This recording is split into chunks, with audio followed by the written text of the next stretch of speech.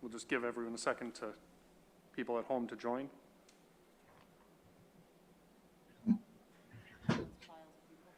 And there we go.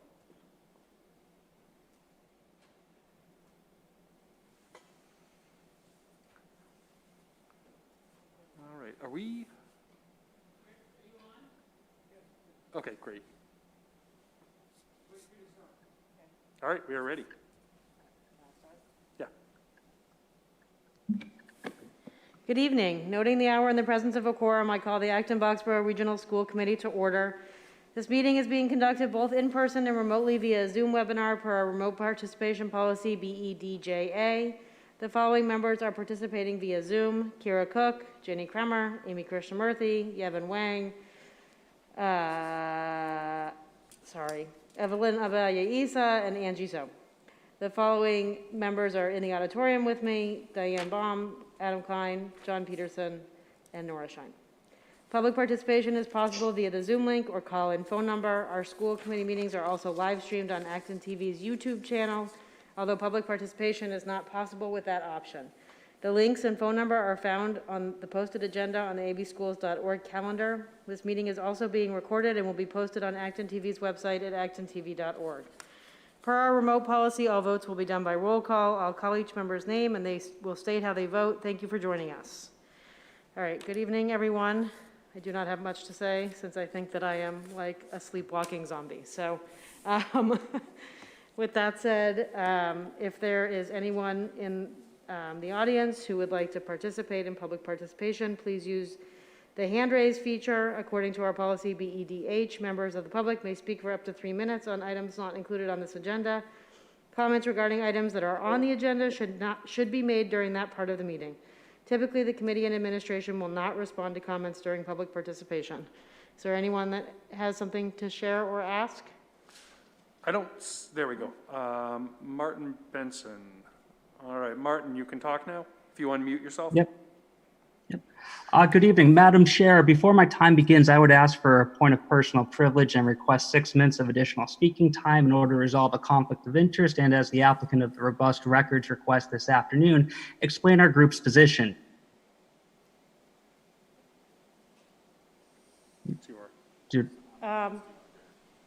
I don't know about 6 additional minutes. Usually we do. We can split it up over the next few meetings if that's all right, or we can. All right, why don't you go ahead? That's fine. Okay.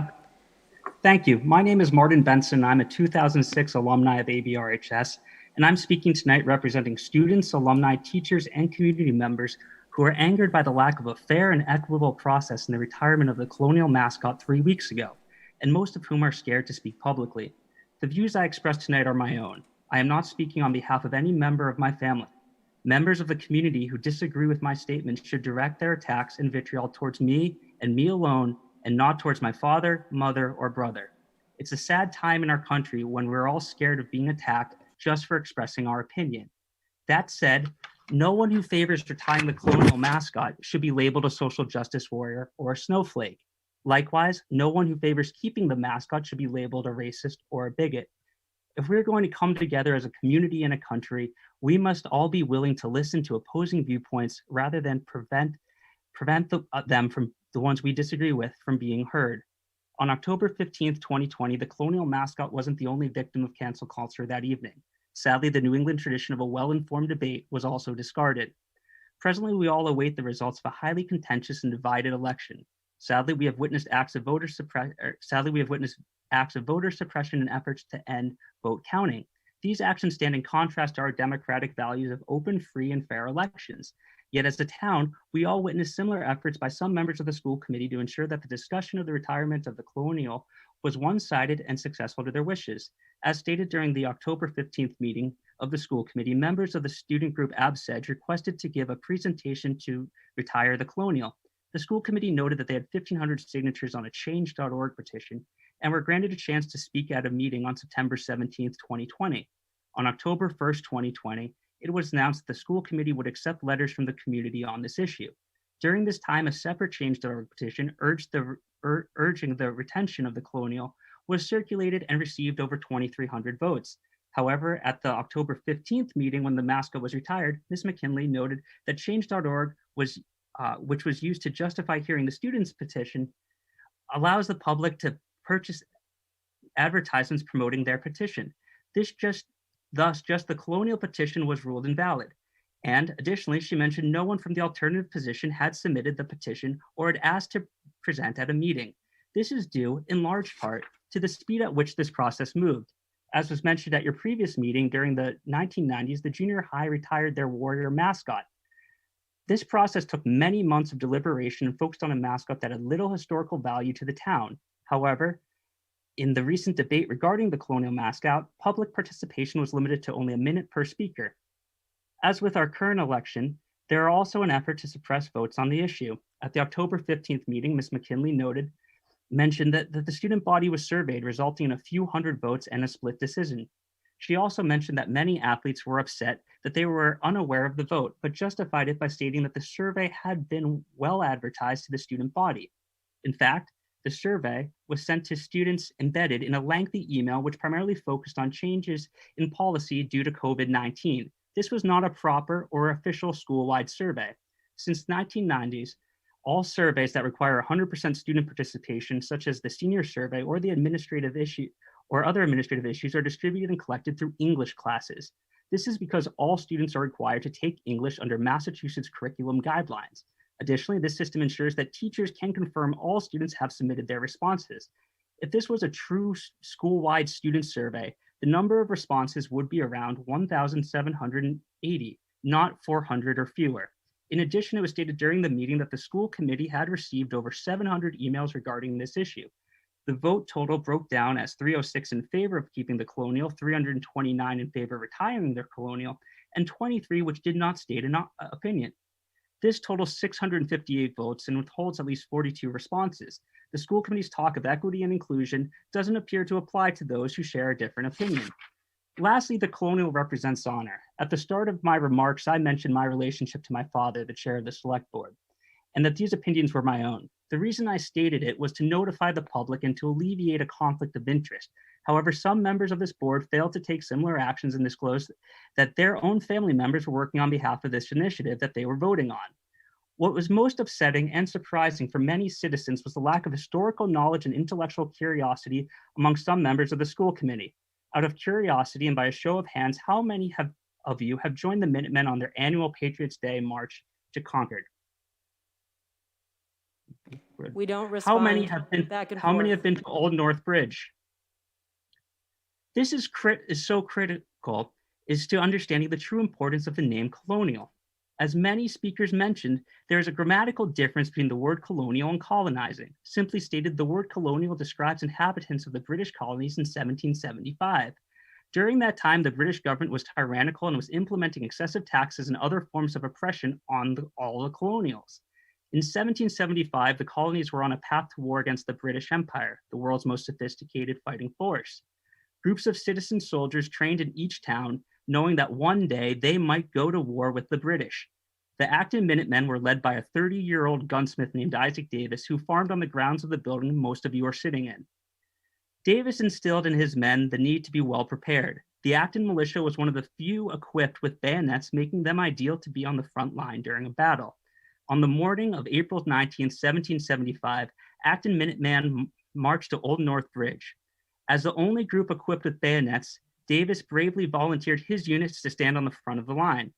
On that day, Davis, 25-year-old James Hayward, and Abner Hosmer, who was the same age as a college senior, were killed standing up to an oppressive government. Their heroic acts inspired locals for generations.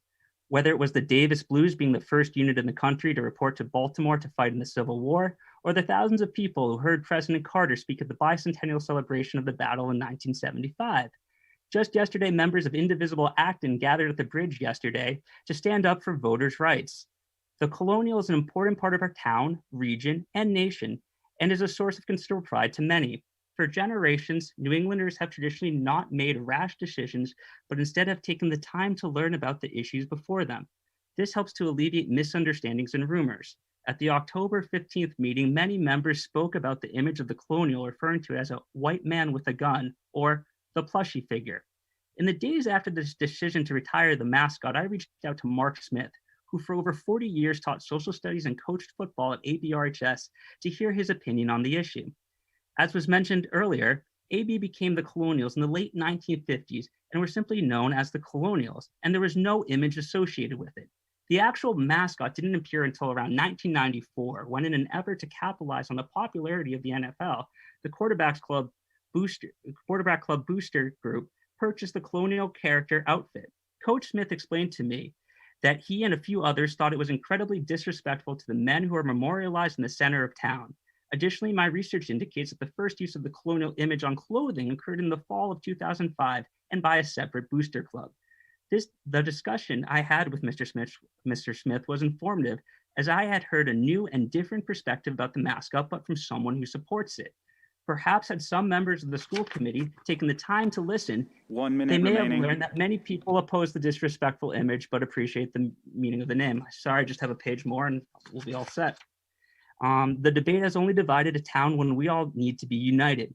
Collectively, we're all living through a pandemic, economic uncertainties, and civil unrest. It has been said that this is a time to listen, and people in town are ready to. I appreciate Ms. Cook's mentioning of the African-American soldiers fighting the war. I thank her for addressing the subject, and I took the opportunity to learn about members of our town who have been overlooked, such as John Oliver, a free African-American man living in Acton, and who in April of 1775 enlisted in the Army. An extended discussion of the colonialship would have been a great opportunity to share their stories with the people of Acton. Unfortunately, this accelerated and one-sided debate has had ramifications for the town. Community members are scared to express their opinions out of fear of being targeted.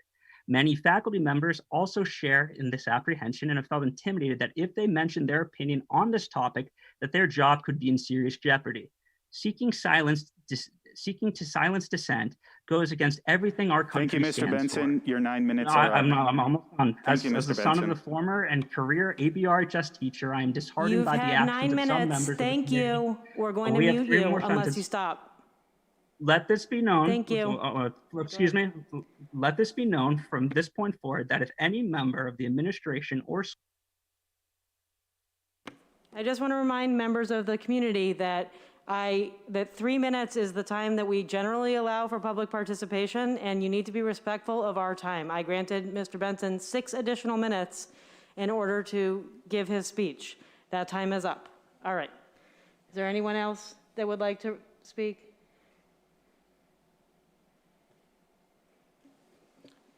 If anyone else would like to speak, you can just raise your hand and we can unmute you.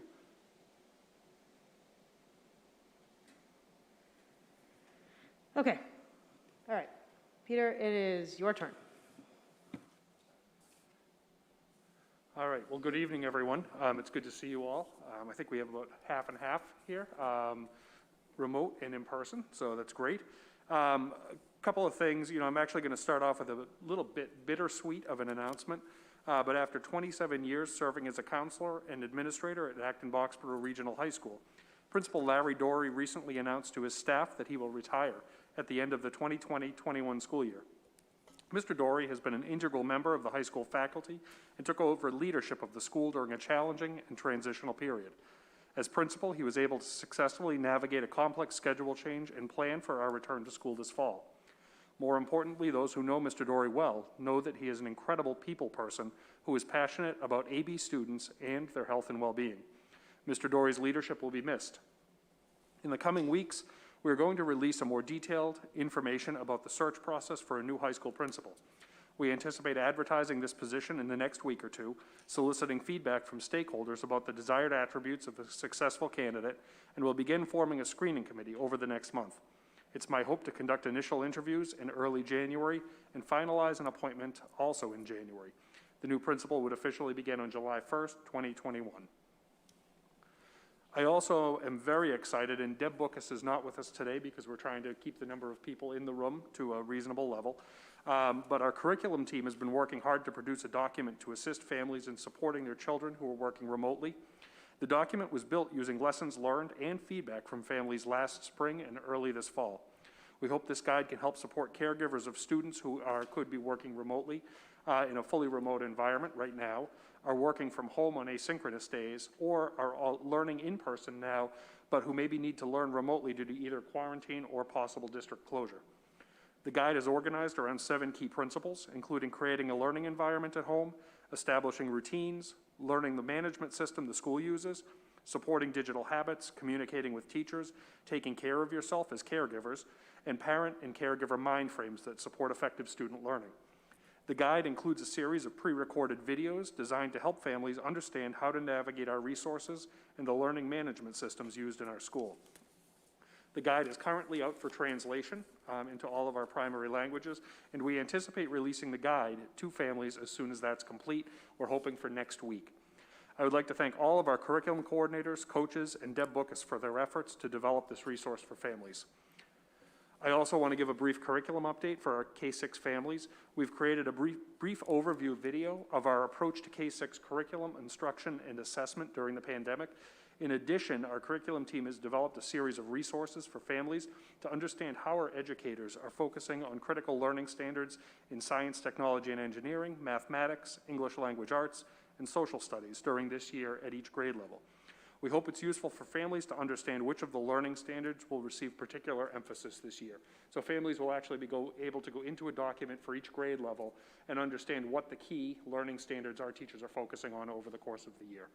So we're excited about that, and Deb Bookus has recorded an overview video for families to be able to kind of understand the general approach we're taking.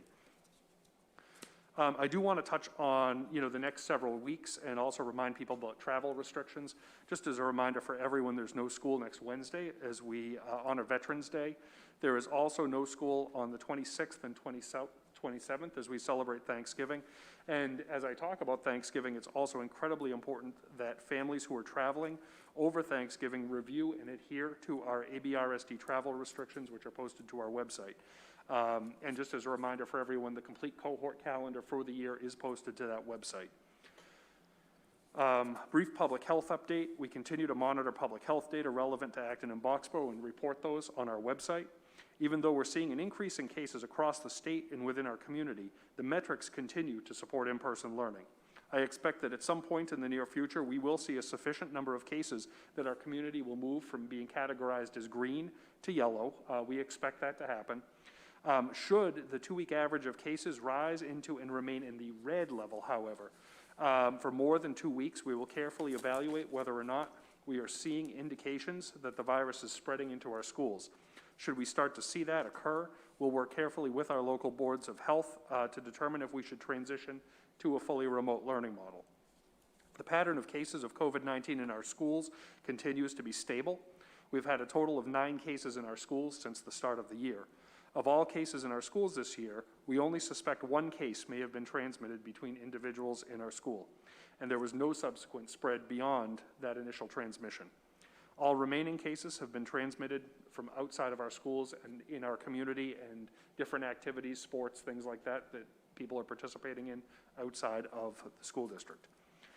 We do update our metrics every Friday, and members of our community can view the interactive dashboards on the public health metrics page of our transition website. And then finally, just to reflect back a little bit on the first 8 weeks of school, it's very, very exciting that we are about to wrap up our 8th week of in-person learning for students. I'm sure there were many pools in our community about how many weeks we would get before having to close. I would bet that almost became a pastime of some folks. But we've made it 8 weeks and we're still going strong. It's important to our leadership team that we pause at regular intervals throughout this school year and just reassess the program we've put into place. Currently, we're finalizing remote schedules for all of our schools in the event that we need them. These schedules will be communicated to families from their school in the coming weeks so that families can begin to plan for the possibility of learning in a fully remote model. I don't want to intimate that I believe we're necessarily going there, but I think it's important that we can communicate with families well ahead of any point where we might have to be remote so that they can plan ahead for that. So, the first thing we're doing is finalizing what a remote schedule would look like for everyone, and we're making sure that, remote learning for our in-person students now has similar instructional time to what the remote learning program has. So that's just something we've been working on with principals, and we will be communicating that out to families. In addition to doing that work, we're in the process of reconvening each of our planning teams from this summer in order to assess how our plans are working across the district. Each team is being able to brainstorm strengths, weaknesses, opportunities, and challenges or threats to that plan as it's working now. Each team's work will then be evaluated at the district level, and I will share some of the highlights of that analysis with the community. That final analysis will also help us to identify several high priority areas that we can continue to improve on as we progress through the year. I just again want to thank all members of our community for their support of the schools during this very challenging time. I particularly want to thank our educators who are really working around the clock to make our schools and classrooms as effective as possible for our students. I know from talking with many of our staff now that many of them are saying that this is the most exhausting, challenging year of their career. We are so grateful to all of them for everything they're doing for our children. So really a shout out to all of our teachers, staff, leaders across the district, because this has been exhausting, and you know, we're just rounding the first quarter. So we need to keep that in perspective too. You know, I think, you know, one of the biggest topics for our leadership team has been trying to find ways that we can make this sustainable for our teachers. Because, you know, right now, everything we hear, it's just not sustainable over the long haul. So we need to think deeply about everyone's health and well-being as we progress through this. So thank you. And I'm happy to answer any questions you may have. That was kind of a lengthy update. Anyone have any questions for Peter? Seeing none. All right, we will move on. Thanks, Peter. We have minutes of our meeting on October 15th in our packet. Move to approve the minutes of October 15th. Second. Is there any discussion? No? All right, we'll do a roll call vote. Adam? Aye. John? Yes. Diane? Yes. Nora? Aye. Ginny? Yes. Angie? Yes. Evelyn? Yes. Kira? Yes. Amy? Yes. And Yeben? Yes. And myself, yes. Those pass unanimously. Thank you. And this meeting tonight is pretty much all about Dave. So Dave, I will hand it over to you and allow you to share with us your budget update. If that's the truth, you're probably going to beat the time estimate because I don't have a long-winded presentation. You've all had the memo that I sent out, a fairly comprehensive memo, including financial results for the first quarter and some other topics. And I'm just going to go through it briefly with the help of Beth at the button on just some slides. Start with current year revenues.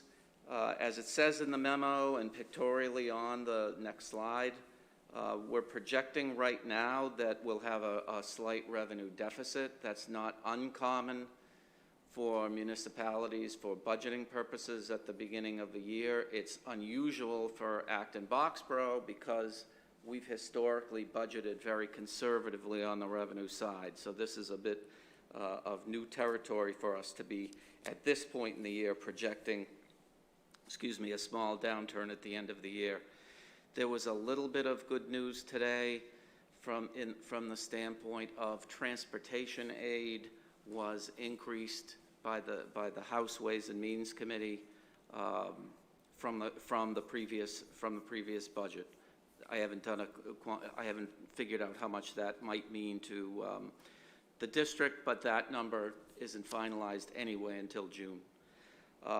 Medicaid interest income, we've not budgeted any variance through year end. We're working with a new consultant for Medicaid reimbursement and are expecting some success there, but it's too early in the year to project anything long term, and likewise too early in the year to project what could happen with interest rates and our earnings on invested funds. If we have some returns of funds that were expended in FY20 and already banked in the fund balance that it becomes certified E&D, and we get those funds back as far as federal relief dollars, those are to be accounted for as FY21 revenue. So we'll actually, to the extent we get reimbursed for FY20 funds. We're not going to go back and restate FY20. We'll pick them up in FY21, and to date, we have about $55,000 representing FY20 costs that were eligible for FEMA reimbursement. So again, this is not quarter one results, this is through quarter one what we're projecting at year end. If I don't see a hand or hear anything, we'll just keep going. So next slide, Beth, please. With respect to budget variances on the expense side, we're never in a position at the end of the first quarter, which includes July and August, to make any kind of meaningful projections for the end of the year. So what I've done is just shown a bar graph for the last 4 years where we've ended up. The average happens to be $775,000 to the good, or less than, probably about 0.8%, less than 1% variance. And it's had a little bit of a range from a low in FY19 to a high in FY18, but generally averages around $700,000 plus to the good. I would have expected that just because a cousin of the inertia principle, maybe, because things are comparable. But with COVID, I don't know how that's going to impact us relative to what we might spend that's not recoverable through a grant, what we might recover that was otherwise includable in our budget. There are a number of variations and nuances that we're going to have to wait until the year plays out to see how they impact the bottom line in FY21 expenses. Next slide, please. We spent a lot of time at prior meetings discussing the major revolving funds of the district: school lunch, community ed, all-day K, pre-K, and athletics. What I've done here, and a little bit more detail in the memo, is showing you where we stand now, which is the blue bars to the right of the graph, or in the positive territory, and the yellow bars on the left-hand side of equilibrium, which is what each of those programs lost in FY20 because they, for 3.5 months plus, did not have any revenues coming in, or in the case of school lunch, had significantly lower, and community ed had significantly lower revenue coming in. What we're trying to do this year is work with all the programs to minimize further dissipation of the fund balances and try to make sure that we come back out the other end into next fiscal year with positive balances. Thank you.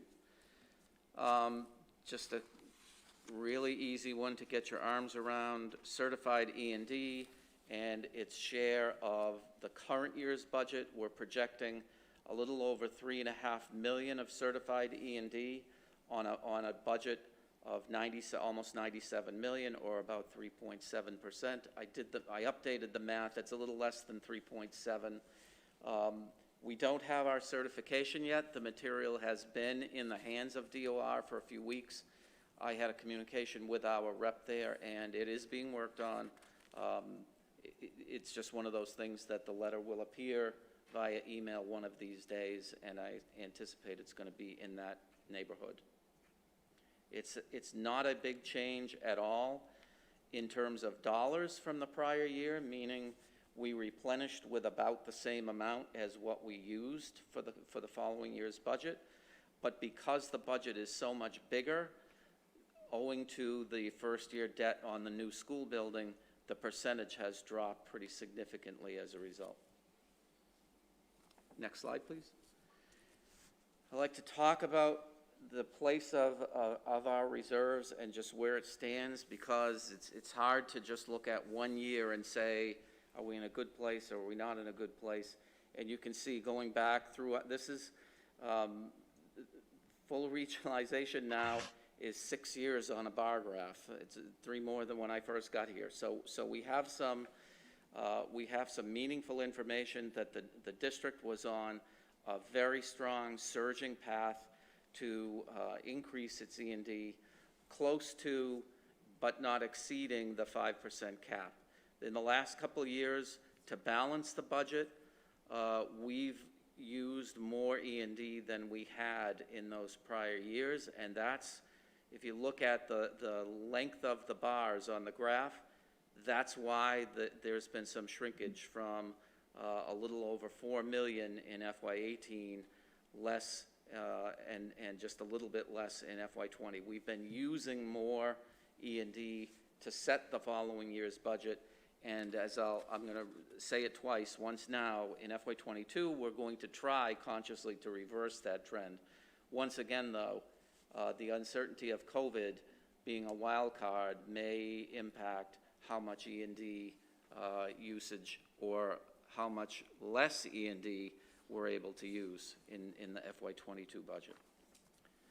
Next slide, please. So the E&D is one component of all the district reserves, and I like showing, obviously, this is a great one. The ratings agencies love this one, and it's just our three main reserves. The blue one, E&D, yellow being circuit breaker. Circuit breaker, we maxed it out.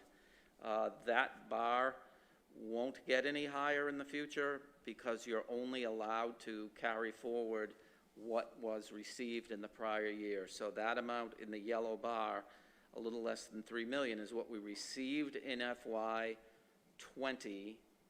That will all be spent first in FY21, and we've budgeted for a significant amount more of circuit breaker funds this year, so I do expect that width of the bar is going to decrease if and when you see this slide next year. The capital stabilization hasn't been touched. It's been added to in the form of interest income in the time that we've had it. Next slide, please. I wanted to just give you an overview of, I think I was surprised.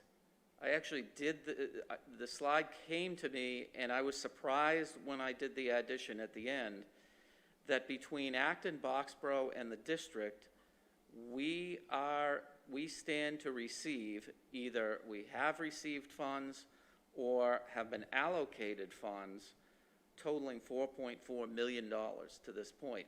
If you add, I don't know what the town is receiving relative to FEMA, what the two towns are receiving, that would be on top of that.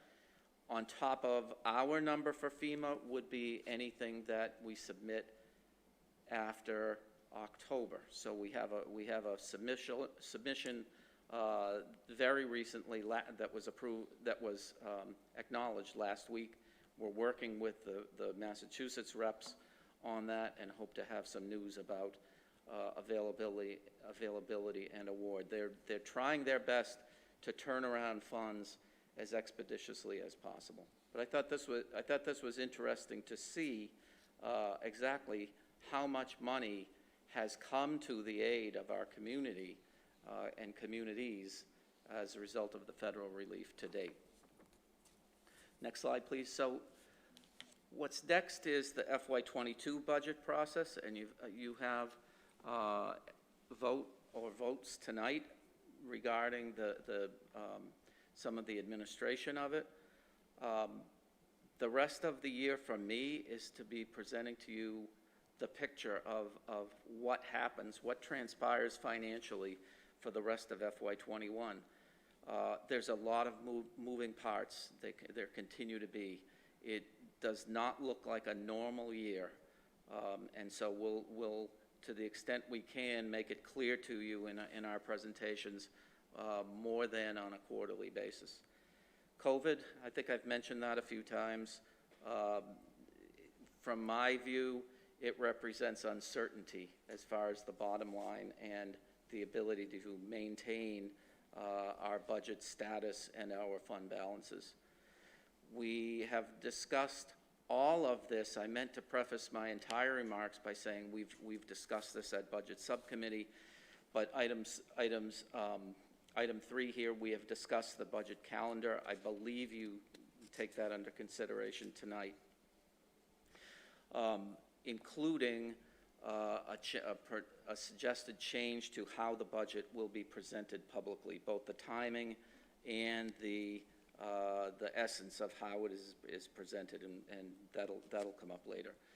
And lastly, just to put in front of you, most of these are repeats, but the significant budget drivers from my viewpoint, I'm not going to read them, you can see them. Some of them can be used sooner than later to project where we're going to be next year.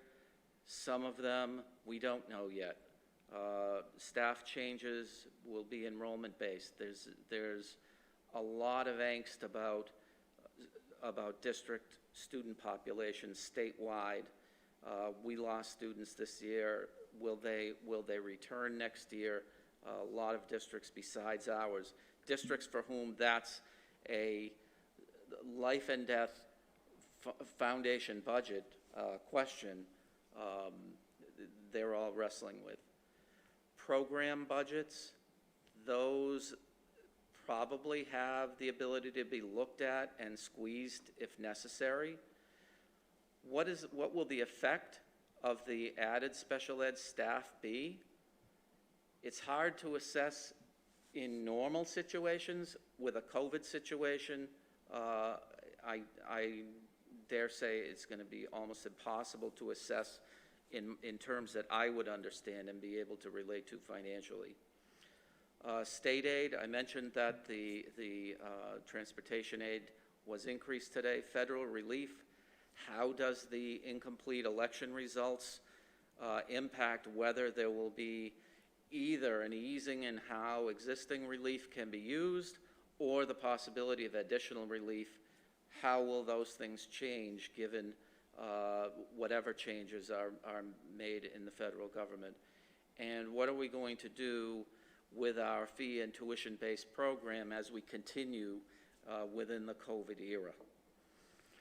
Lastly, and again, this is a repeat, but it's important to try to maintain reserves at a level that we're comfortable with. The school committee voted a policy. We're under that policy where my estimated certified E&D will come in this year. Reserves are used when times are tight. Will that be FY22? Will we need to tap reserves to keep the assessment low? It remains to be seen. The good news is that the district went through a 3 or 4 year surge where it was able to significantly add to reserves and got in a position of strength where we're able to be more flexible, and that's a good starting point. It's better that we're there at this time than having bottomed out and needing to try to build reserves back. So that's about all I have to say. The fact that we are so uncertain translated into me not even being able to find, slide please, Beth, this is the punchline. So that is my presentation. Thank you.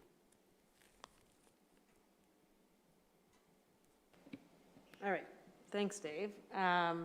If we have questions, now is the appropriate time to ask. I know that we also included in the packet was the timeline, right, that we need to vote on tonight and the guidelines? Yes? Correct. So everyone presumably had an opportunity to look at that in their packet ahead of today. So does anyone have questions for Dave? Appears as everyone is as much of a zombie as me. Yes, Diane. About the COVID-related uncertainties. We know what the staffing has cost to launch this remote learning academy. We can probably predict, I would imagine, what we're going to be spending on PPE.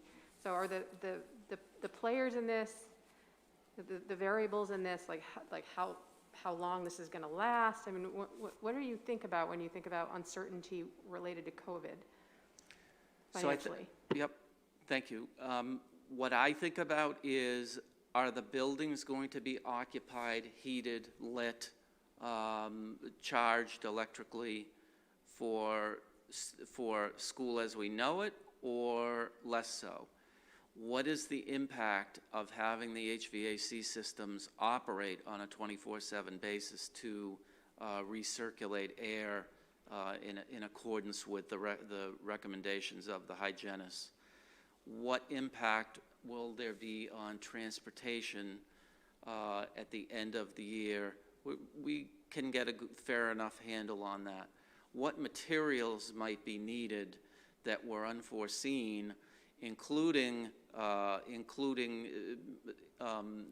the need to hire people to facilitate teaching methods in a remote environment. It's still new to us. We're in month 3, which is noteworthy, but we're still just in month 3 and 8 to go. Special education tuitions, there's a tremendous uncertainty on my part of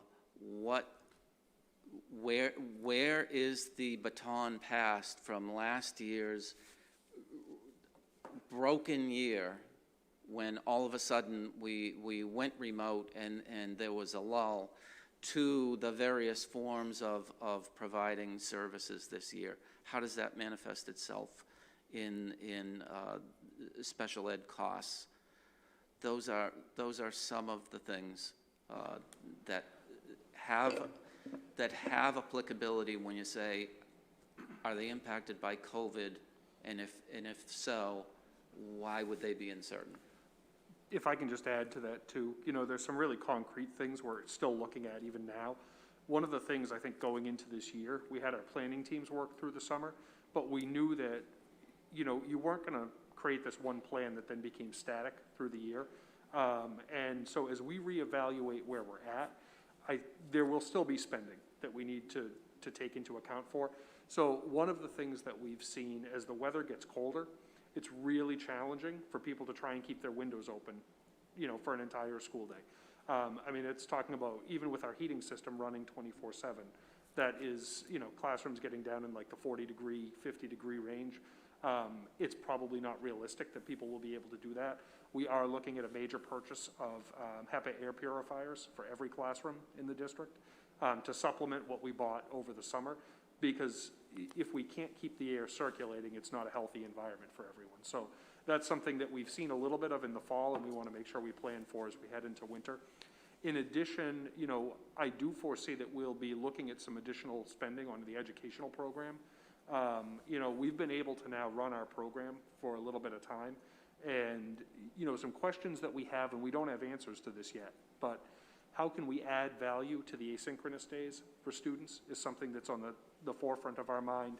Is there ways that we can provide additional support to our remote program classrooms to, even though we know we have some larger class sizes, how can we provide support to be able to shrink some of those class sizes for students and provide more targeted support for our kiddos in the remote program?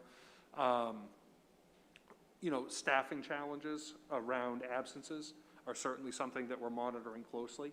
Our staff are going to get sick. They're going to have to quarantine, and when I say sick, just regular, cold symptoms, flu-like symptoms. They're having to stay home for more extended periods of time than we've ever seen, but that then costs us on the substitute side. So, we're looking at also even the possibility of assigning building substitutes so that, substitutes don't have to keep mixing cohorts every day.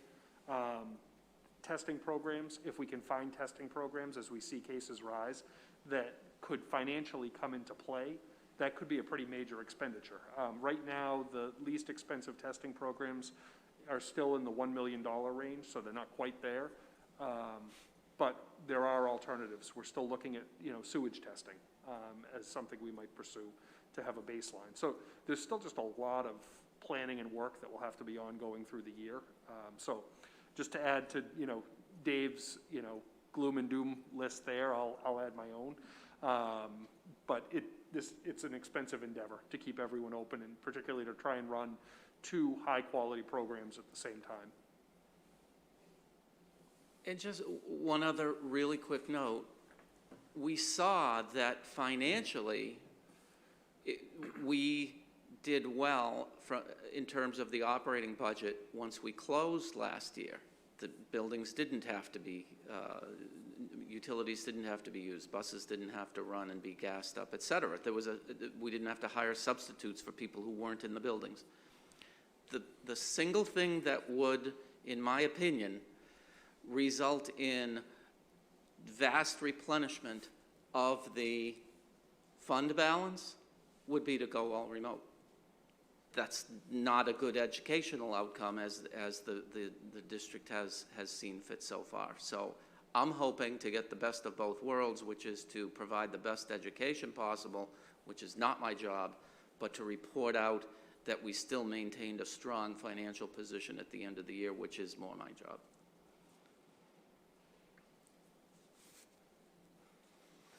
Thanks, Dave. So we have, oh, okay. Gary? Gary, if you unmute yourself, you can speak. I just did, and good evening, everyone. I wanted to talk briefly about the budget calendar I'm seeing in the packet. We talked about this briefly at the Boxborough Finance Committee meeting this week. Nora was at the meeting. I'm glancing through and looking at our calendar, and one thing I don't see that matches is the school committee final vote is March 25th. Now, while the select board signed the warrant on the 29th, all our recommendations are due on the 10th of March. I'm concerned that those end dates aren't matching up cleanly. The other thing I'd like to see in the calendar is Boxborough's holding its finance review on January 9th. And we would like the school committee, or at least Dave, present the proposed budget on that date. That's an all-day Saturday budget review. But again, I'm concerned about the end dates, March 25th on the school committee versus the calendar that we have currently in Boxborough. So I wanted to bring that to your attention.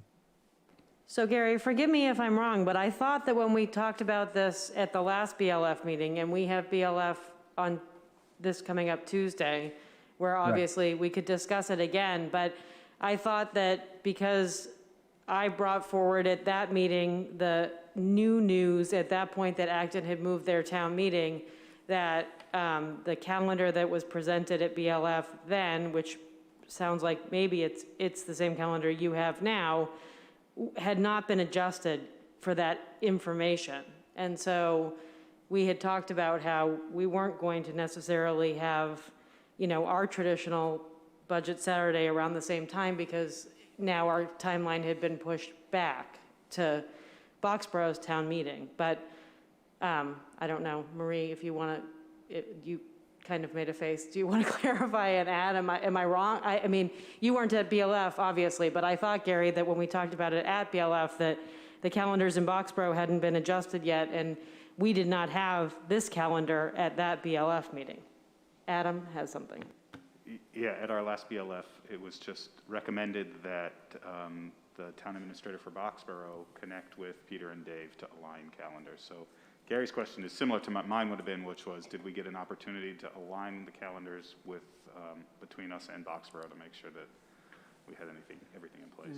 No, I apologize. It's the first time hearing of it, so we're happy to follow up. If we want to wait one more meeting, that would give us a chance to do that. Sure, well, that makes sense. I mean, we have BLF this coming up Tuesday, and so I can take the most recent information, but also Dave and Peter can follow up with Ryan or Jennifer or whoever. Does that sound okay, Gary? Yes, it is. Yeah, yes, that's fine. Okay, and then we'll make sure we get whatever the date is. If I don't think we would be prepared to share or present on January 9th, given what the rest of our calendar looks like, but we can discuss that.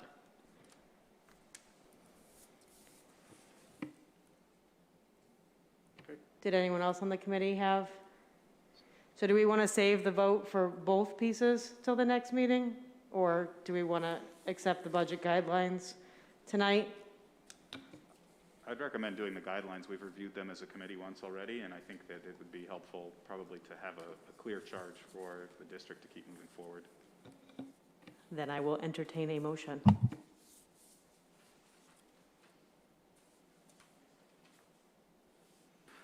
I move to approve the FY22 budget guidelines as shown in our packet this evening. Second. Is there any discussion or questions? Yeben, did you have a question or? Yes, thank you, Tessa. So I just have some questions to Dave. Actually, it's not about the motion. So just for out of curiosity, so the E and D on the slides 5, the reserve, I saw that's 4% of the total budget. I just wondering, is that the whole idea of the using E and D is to balance the variance?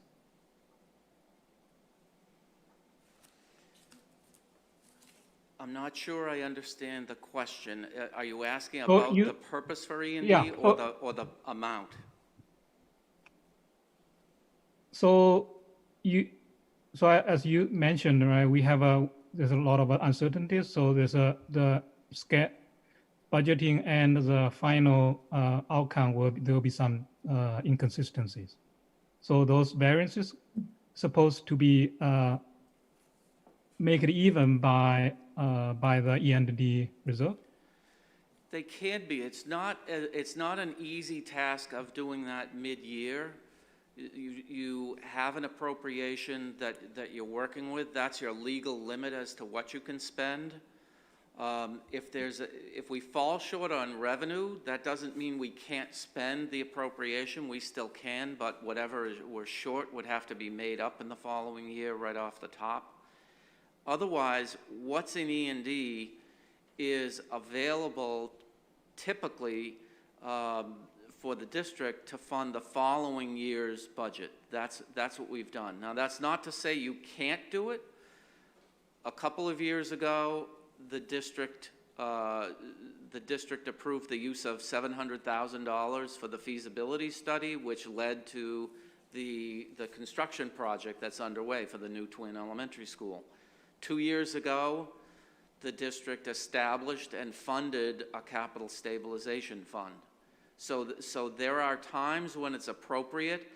They're not run-of-the-mill things. You don't do a feasibility study annually and decide to siphon off E&D money, and you don't establish a capital stabilization fund. We were luckily able to do that within the range of E&D transactions from year to year. Otherwise, E&D is a great means of cushioning the blow, if you will, of not being able to fund the following year's budget without cuts in service. Okay. So I just wondered, like, if 4% is enough. Oh boy, if I was asked this, I might fail. I believe the policy is 4 to 4.5%. Okay. So, and I know it is because last year at 3.99, we were a hair under it. So the school committee policy is to target the range of 4% to 4.5% of the following year's budget. 3.7 or 3.68, wherever it ends up this year, is under it. Is it not? I would argue not significantly under it in the scheme of things. In that you know, we've been able to turn back, replenish that amount annually up to this point. But it is what it is, and so your target is 4 to 4.5. Last year we were at 4. This year we're a little bit under 4. Okay, thank you. And yeah, but the maximum, because you haven't been on the committee, is 5%. We're capped at 5%, so we're not allowed to be as high, over that. Angie? Yeah, I have a calendar question. So is there any risk that the state calendar they shift may impact our budget calendar? Angie, I think that we're going to table the calendar for tonight anyway, so if you can hold on to that question until our next meeting, because we are going to reach out to Boxborough and sync with the way that their town meeting preparations and everything are going there, and then and then we can take a look and answer any additional questions about the calendar. Okay? Okay, then I have a follow-up question with Peter on the air purifier. Go ahead.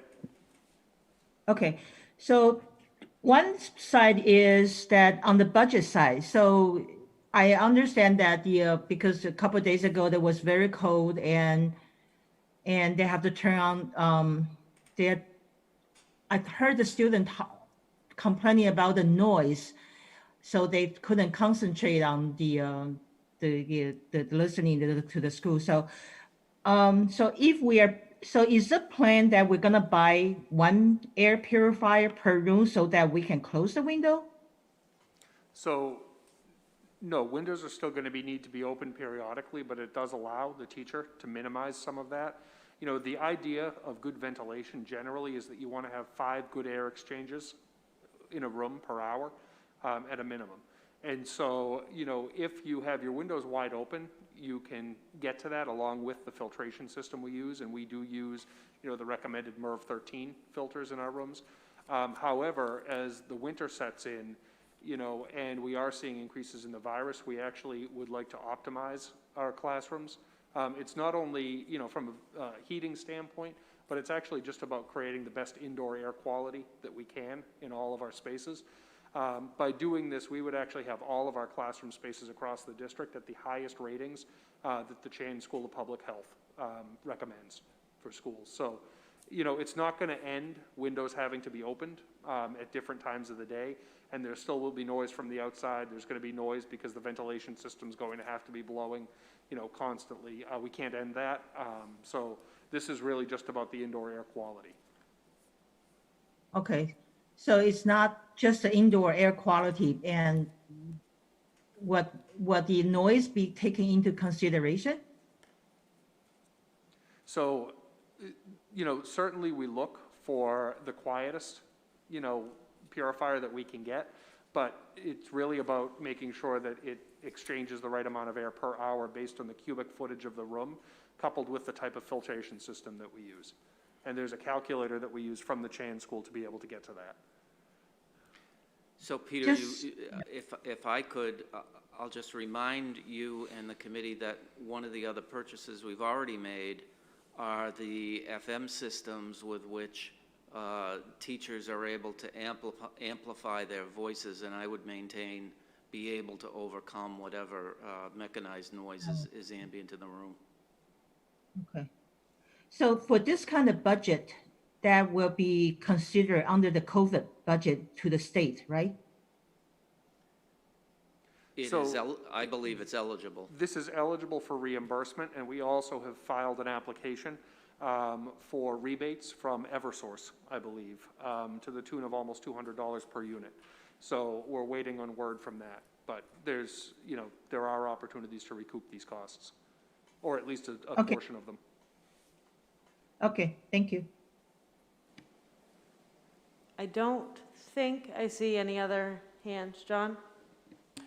One of the things that we had talked about in Budget Sub with respect to the guidelines is whether there should be some numerical guideline for the budget. And I think that it is actually important to have some discussion of, you know, we could proceed, and we'll talk about this a little bit more in ALG, based on a revenue model which assumes that Acton will remain at the levy limit, which means that if there's a shortfall in anything else that occurs, there's no ability to increase taxes more in Acton without an override because we're at the levy limit. That, given the possibility of shortfall in different dimensions, looks to me like a relatively risky strategy, that it involves putting us in a position where we've developed a budget, which we get to the end of the process, and we simply, you know, don't have the revenue to support it, and then it has to get cut at the end. So it would seem to me that it would be more desirable to at least take some of the expected revenue associated with Acton taxation off the table, so that we could put it back if we wind up short, you know, and or increase services, rather than just be sitting at max revenue and just cutting at the end.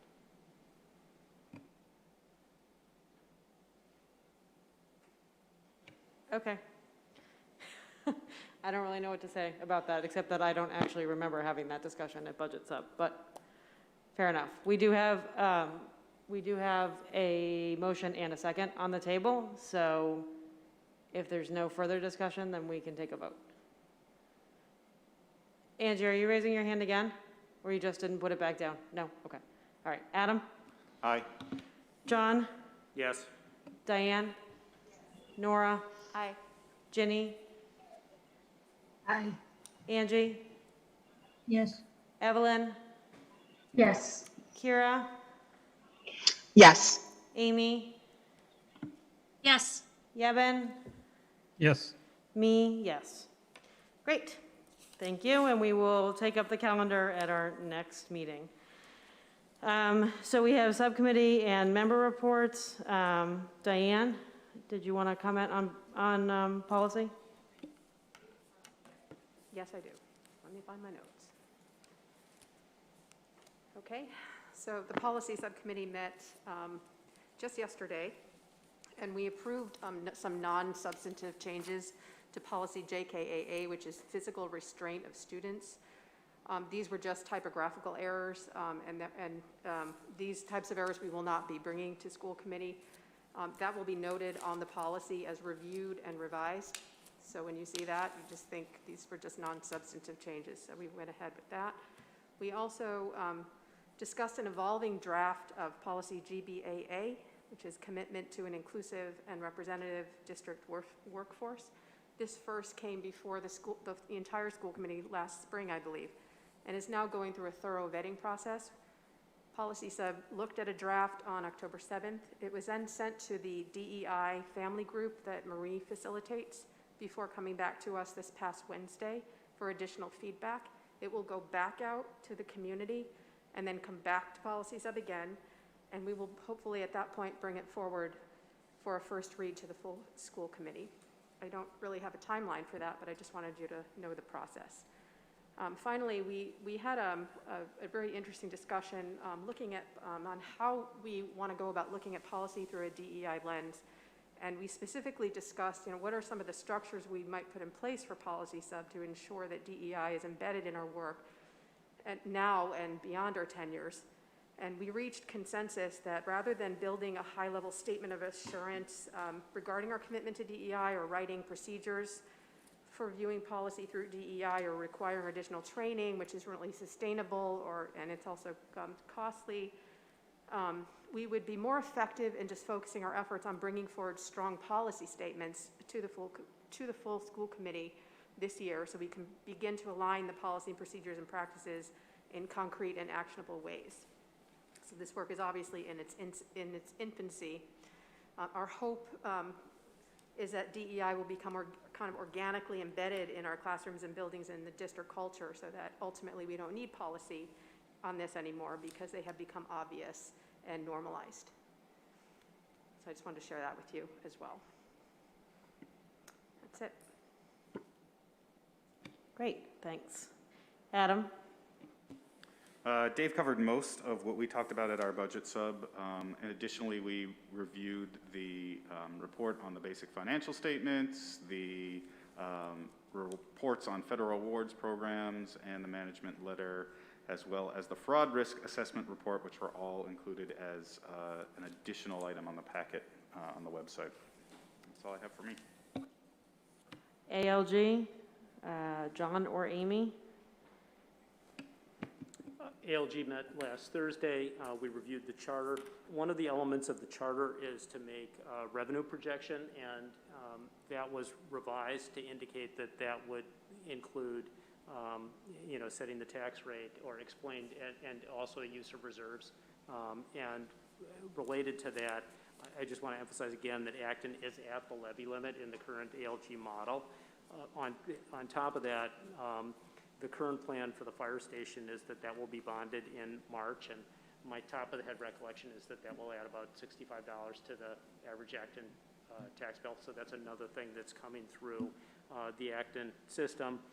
The Finance Committee, I think, is still refining their point of view. This is the Acton Finance Committee, but they are still interested in seeing, little or minimal tax increase, however that could be done. So, in terms of the ALG discussion process this year, I think there is going to be significant pressure to see what we can do to not be at the levy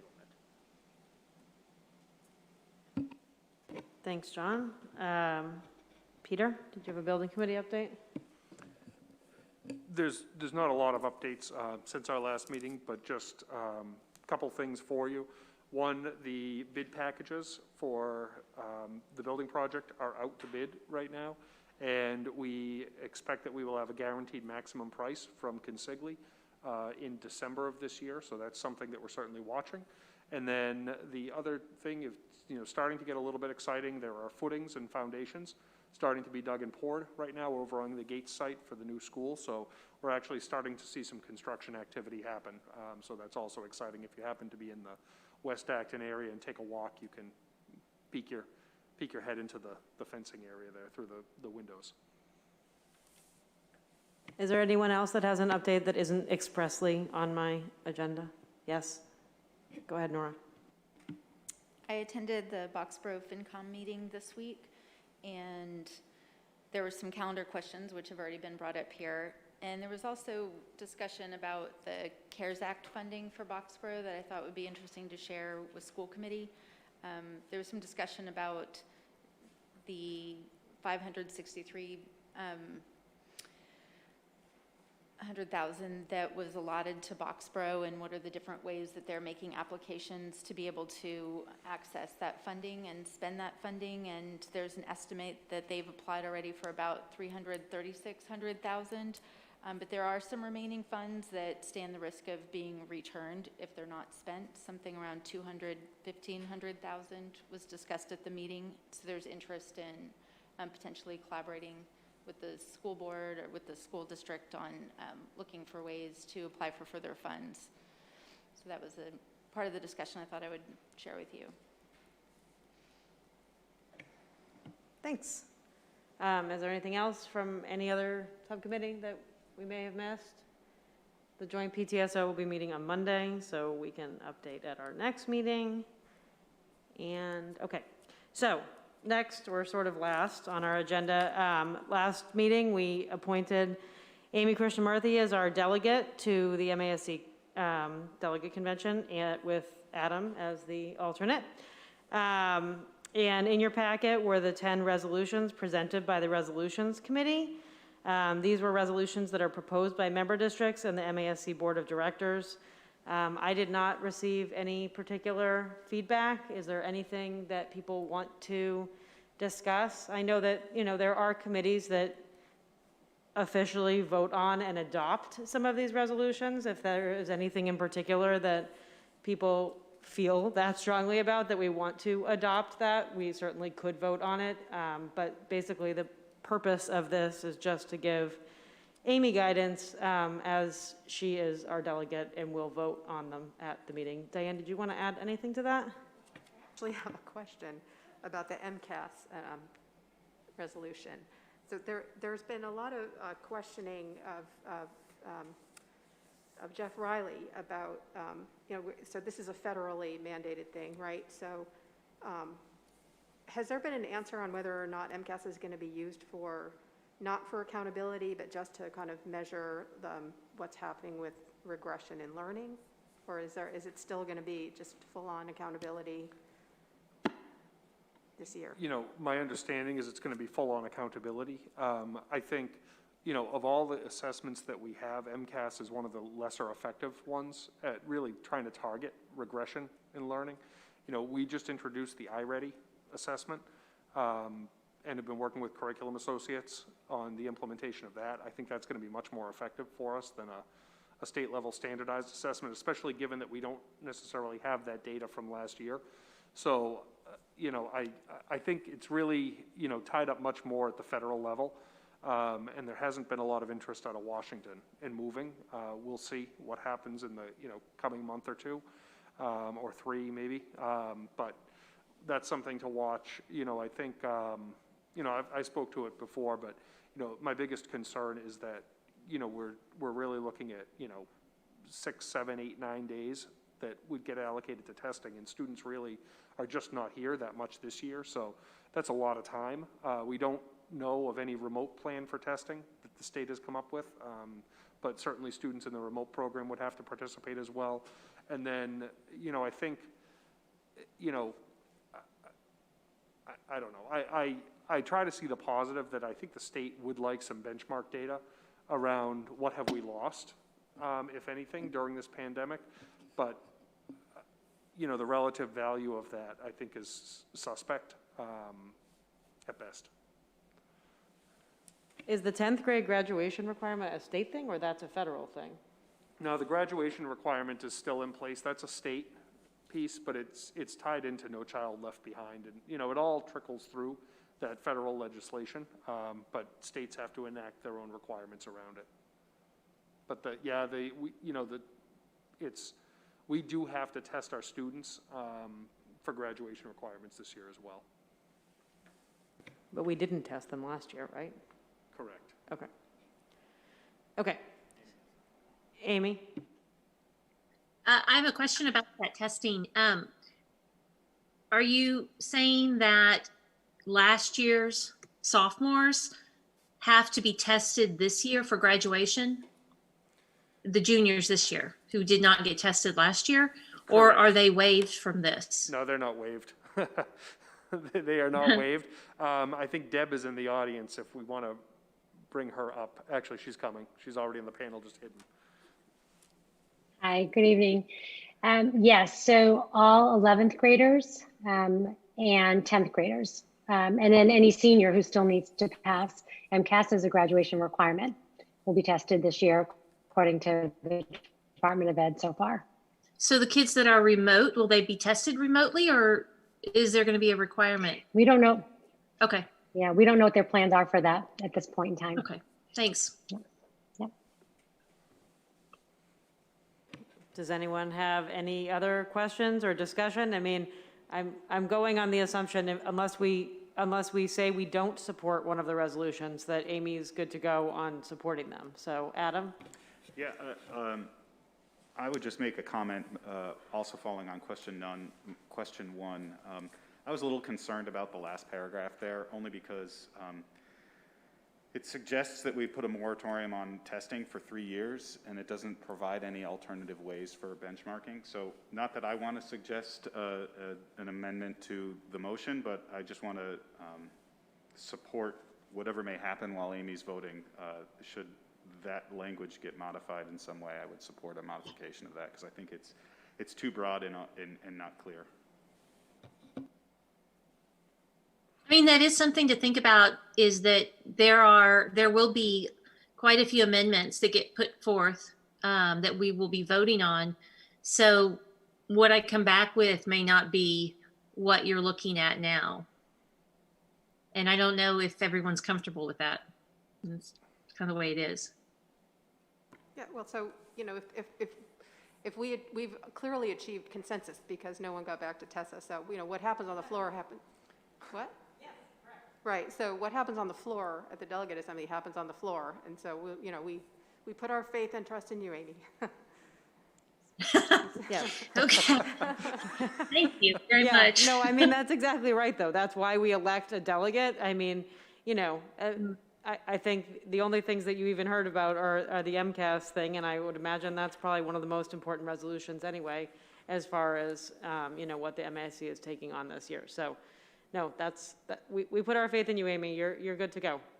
There don't seem to be any big concerns. Thank you. Uh-huh. Okay, so there is a statement of warrants. Who wants to do that? I will. I move that the school committee vote to approve payroll warrant as follows, number P2109, dated 10/22/2020, in the amount of $2,700,065.41. Payroll deduction warrant as follows, number 21-009PR, dated 10/22/2020, in the amount of $1,110,620.33. And vendor warrant as follows, number 21-008, dated 10/15/2020, in the amount of $1,037,273.08. Second. Are there any questions or discussion? Great. Adam? Aye. John? Yes. Diane? Yes. Nora? Aye. Angie? Yes. Evelyn? Yes. Kira? Yes. Amy? Yes. Yeben? Yes. Myself? Yes. Okay, that passes unanimously. Peter, was there any other FYIs before I read the executive session thing? I do want to just call your attention. We are running another round of QPR training, and I'm so thankful for Dawn for helping to organize all of this. But that is an FYI in the packet I do want to draw everyone's attention to because it's a very important one. So it is Thursday, November 19th at 10 a.m. It's sponsored by AB Cares, which is one of our community-based collaborative efforts. And it is a suicide prevention training. So just try to pass that on if you think members of the community are interested. All right. We have need tonight for an executive session to be convened under MGL Chapter 30A, Section 21A, Purpose 2, to conduct strategy sessions in preparation for negotiations with non-union personnel and/or to conduct contract negotiations with non-union personnel. We will return to open meeting for the sole purpose of adjourning. Is there a motion? So moved. Second? Second. Right, we'll do a roll call vote. Adam? Aye. John? Angie has a question, I think. Oh, Angie, what's up? Can I ask Peter a question from last meeting? So you mentioned about there's some community leadership meeting in regarding the mascot. I just want to find out if there's any update on that. No, I have no update on the mascot right for this meeting, but I'm certainly happy to follow up with you on it. Okay, thank you. All right, who did I call last? Diane? Yes. Nora? Aye. Angie? Yes. Evelyn? Yes. Kira? Yes. Amy? Yes. Yeben? Yes. And myself, yes. And I'll just note for anybody that's watching that Ginny had to step out to attend to another meeting. So that's why she's not answering. Okay, we will adjourn to executive session and return for the sole purpose of adjourning the open meeting. Thanks.